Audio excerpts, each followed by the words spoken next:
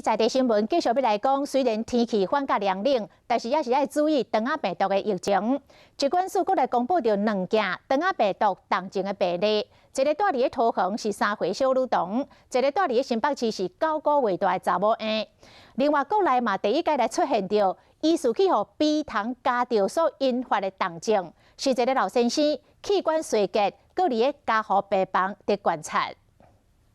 囡仔骹手无力，行路袂知，都要注意啊！真有可能是为着肠仔病毒，桃园一个3岁查某囡仔，然发烧，确诊为肠仔病毒，29就出现骹手麻痹、行袂知的情形。一个骨检查发现讲，连脑嘛有影响到。首度低于流行阈值。那新增2例的肠病毒并发重症病例，那今年累计总共有59例病例，那还是以感染肠病毒其实移行为多。 另外一个重症是新北市9个月大的查某婴仔，虽然讲全台湾因为肠仔病毒就诊的人数已经比流行时较少啊，因为嘛是要注意卫生。